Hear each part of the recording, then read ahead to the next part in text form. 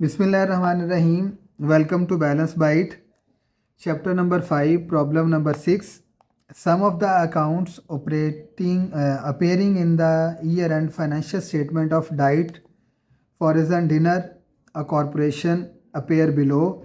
This list include all the company current asset and current liabilities.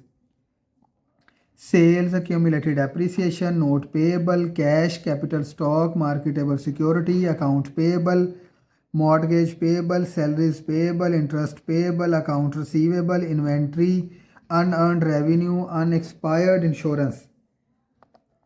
Prepare a partial balance sheet of Diet Frozen Dinner consisting of the current asset and current liability section.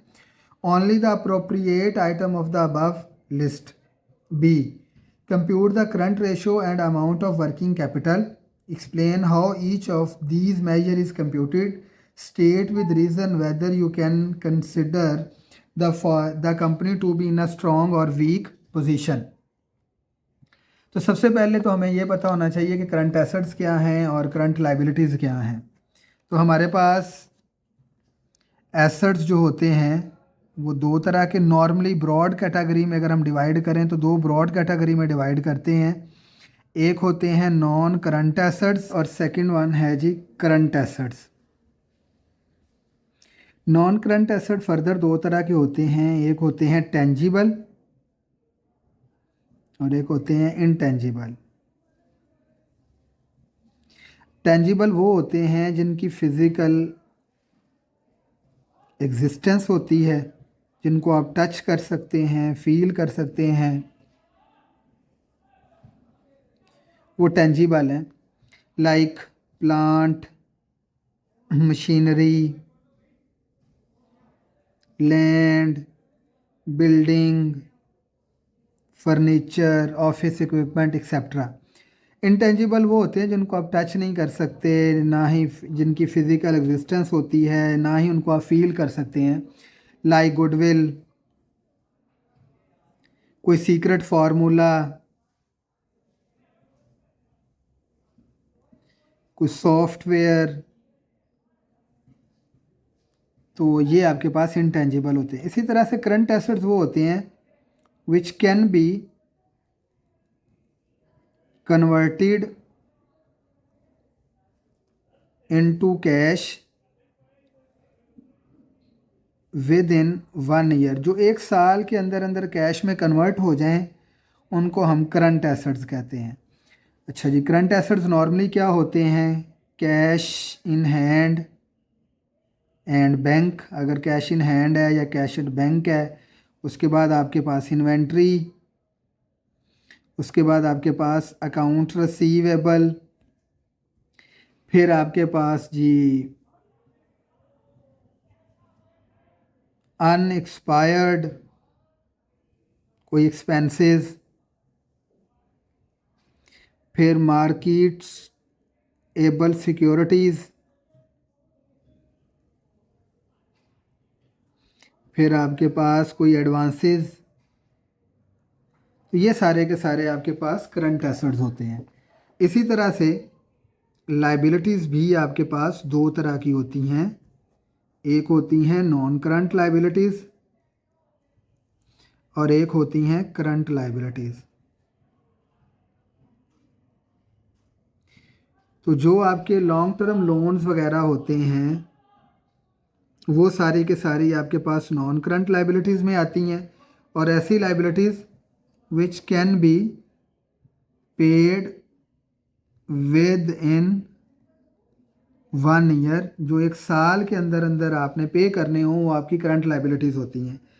जिसमें for example all payable, जितने भी payable हैं, चाहे वो account payable हैं, चाहे वो note payable हैं, चाहे वो सैलरीज पेएबल हैं, इंटरेस्ट पेएबल है, कोई भी।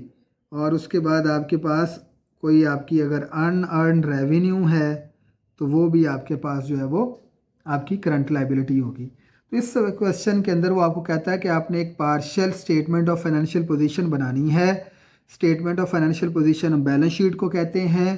तो आपने उसमें करंट एसेट्स और करंट लाइबिलिटीज़ जो हैं वो सारी की सारी जस्ट लिखनी है।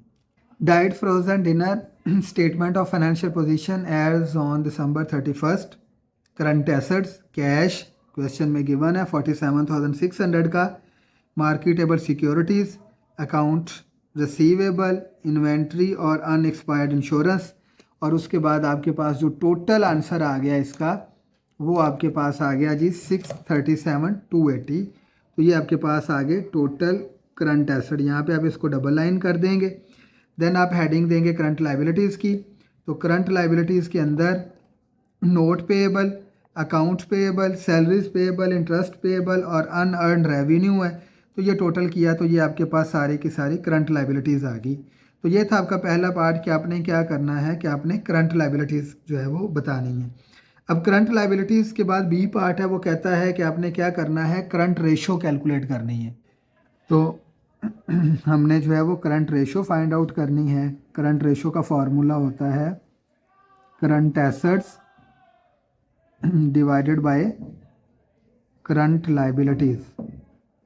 करंट एसेट जो हमने अभी गिवन है क्वेश्चन में जो कैलकुलेट किए हैं 637,280 और करंट लाइबिलिटीज़ हैं 227,800। अब इनको डिवाइड करेंगे तो आंसर आएगा 2.8।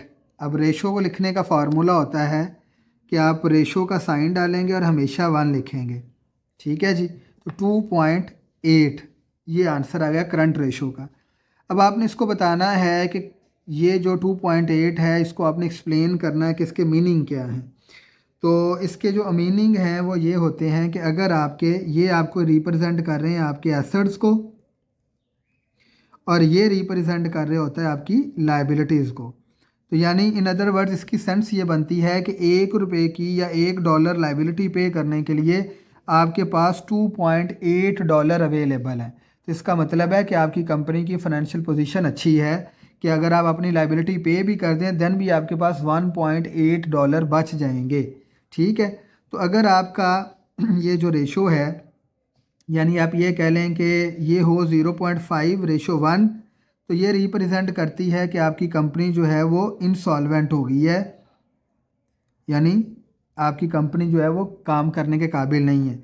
अगर 1:1 है तो आप कह सकते हैं कि ठीक है स्टेबल है अभी, लेकिन अगर 1.5 तो आप कह सकते हैं कि एफिशिएंट है,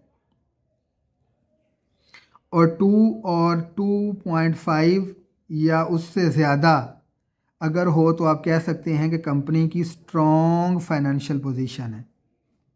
तो यही आपने बताना था कि कंपनी की स्ट्रॉन्ग फाइनेंशियल पोजीशन है या वीक फाइनेंशियल पोजीशन है, ये रिक्वायरमेंट थी।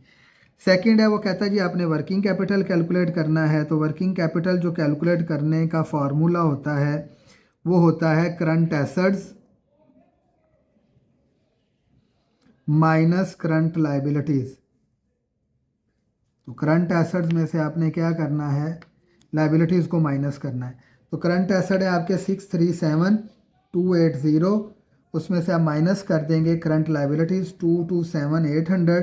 तो आपके पास जो आंसर आएगा that is your working capital और वो आता है 409,680। तो ये रिप्रेजेंट करता है आपके स्ट्रॉन्ग वर्किंग कैपिटल को। आपका वर्किंग कैपिटल बहुत ज़्यादा स्ट्रॉन्ग है। तो ये था जी प्रॉब्लम नंबर 6 जिसमें आपने करंट एसेट और करंट लाइबिलिटीज़ कैलकुलेट करनी थी, फिर उनकी रेशोज़ कैलकुलेट करनी थी और उनको एलेबोरेट करना था।